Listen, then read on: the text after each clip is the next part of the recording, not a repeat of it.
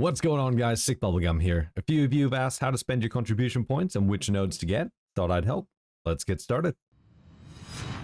Nodes in Black Desert Online allow you to build a worker empire, allowing you to gather supplies for life skilling, establish trade routes, as well as increase drop rates for items, increase amity, and also get buffs.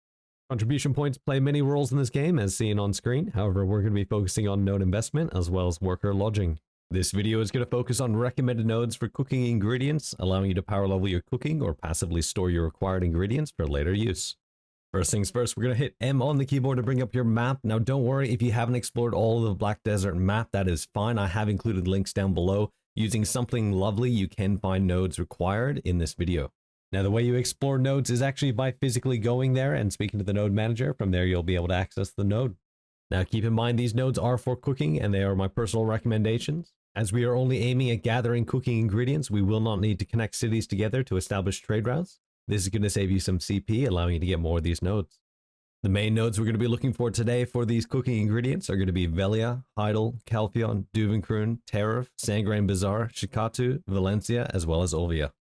Now, in order to invest in nodes, you will need contribution points, followed by energy if you're not near the node manager. To do so, simply click on the node that you want and hit invest contribution, followed by the secondary node here. You are going to do the same thing and invest contribution. If you have a value pack and you are away from the node manager in this area that you've already discovered, you can access this by spending 10 energy and 1 CP point in order to invest in the node. Once you've invested into the node, you are able to use workers to gather ingredients for you. Keep in mind, you have to keep their stamina full. In order to do so, you want to feed them beer, which will also make them very happy. Beer can be obtained through cooking, which is a great starter dish to create your worker empire while also leveling your cooking. Now, when picking workers, make sure they are skilled and above. If you're highly active, I suggest getting a goblin worker. This is going to gather faster for you. However, you will need to refill its stamina a lot more. If you are semi-AFK, then human is probably a better choice. And if you're largely AFK, then giant is going to be the best option for you. Workers can be purchased from worker supervisors, which can be found in each of the cities. Keep in mind, you will need to go to each city to obtain workers for that area. Each time you search for a contract for workers, you will need to spend 5 energy. And you can also look for the worker exchange from the supervisor if you want to save some energy and just buy directly from him.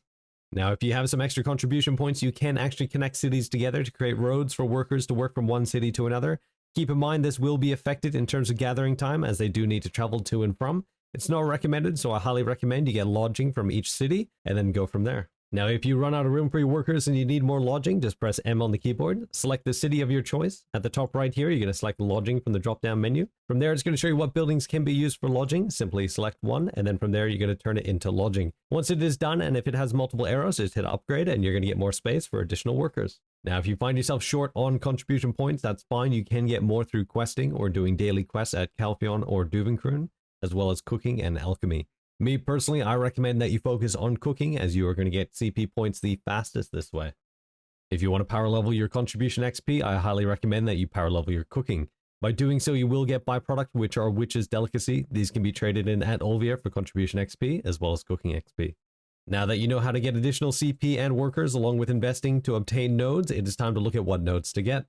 For Velia, we're going to want Logia Farm, grabbing the potato node. Bartali Farm, we're going to take the potato and chicken. Pinto Farm, we're going to take potato and chicken. And Tuscany Farm, we're going to take the 2 corn nodes. Lodging required is going to be rooms 1, 2, and 3 for Velia. For Heidel, we're going to be looking at Moretti Plantation for the wheat, Costa Farm for wheat and pumpkin, Alejandro Farm for pumpkin and honey, and Lynch Ranch for your fleece. Lodging required is going to be Heidel 8-1, rooms 1, 2, and 3. Now, in order for you to get those distant nodes, such as Lynch Ranch from the main city, you are going to have to create a node path by investing additional CP into connecting nodes.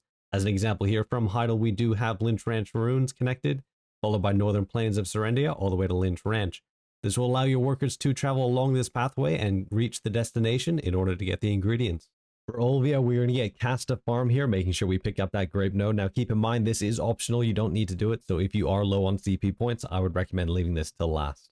For Calpheon, we're going to get the Northern Wheat Plantation. We're going to get the wheat, barley, and paprika node. On the left-hand side here, we're going to follow this around, connecting all these nodes up all the way to Star's End. Chucking a worker on there in order to get your massive pure magic. I highly recommend you get this, as this will be used later on in the game. Lodging for Calpheon is going to be located in the bottom left-hand side here at the Calpheon Southgate 1, as well as the first floor of Calpheon Southgate 2. For Duvenkroon, we want to grab the Merak Farm node, grabbing both corn and barley. Next up is going to be Tariff. Up the top here, we're going to grab Shuri Farm, which has the potato node. For Sangrein Bazaar, we are going to grab the Bazaar farmland, grabbing both the Tef and Nutmeg node. Lodging for Sangrein Bazaar is going to be located right here at the Sangrein Bazaar 2-1. For Shikatu, we are going to go to the Shikatu farmland. We want to grab both Fig nodes as well as the Star Anise. Next up is Bamboo Valley over here, which we're going to grab the Frika, followed by Iris Canyon with Nutmeg, and Kamak Canyon with the Star Anise. Lodging for Shikatu is going to be located here at the Shikatu Camp 1-1, 1-2, and 1-3. Lastly is Valencia City. We're going to go to Erdal Farm here for the Daypalm, Valencia Plantation for the Daypalm and Frika, and Fohalam Farm for the 2 Tef. Lodging for Valencia City can be found at the top right-hand corner here on the first floor of Valencia 20-1. If you're running low on CP and you do have some spare Pearl, you can jump in the Pearl shop and go under the Function tab, followed by Slot Expansion. Looking for the city you need, look for the Lodging Expansion coupon and buy 1 or 2 of those. I do not recommend this, as I personally find them a waste of pearls. However, if you find that you only need 1 expansion and you do not have the CP, this is a good alternative in order to get your worker empire sorted. Now, in order to feed your workers beer and keep them working, you're going to go to the top left-hand side here and select the worker tab. Once open, you can see how much stamina they have left, as well as how much time they have remaining and the amount of repeats they have on that node. Simply select recover all, select the beer, and hit confirm. It will feed all your workers to replenish their stamina. After that, just hit repeat all and they will continue to work unlimited until they actually run out of the stamina. Now keep in mind, you can also bring up your map and you can look for the worker icon and also feed them beer and repeat actions through there. So either way is fine. I prefer this method just so I can see what's happening in front of me.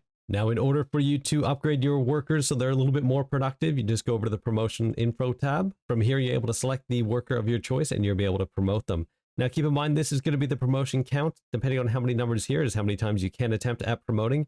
This is not a 100% guaranteed chance. Once they do get promoted, they do get additional stamina as well as additional stats. Keep in mind, promotion does take 24 hours. It will stop you from gathering at that node, so make sure you have backups within those cities so that way you can replace another worker to take over that node while you do the promotion. Anyways, guys, I hope this helped. Remember to keep your workers fed and start stockpiling those ingredients. If you found this helpful, don't forget to like and subscribe, as well as turn on notifications.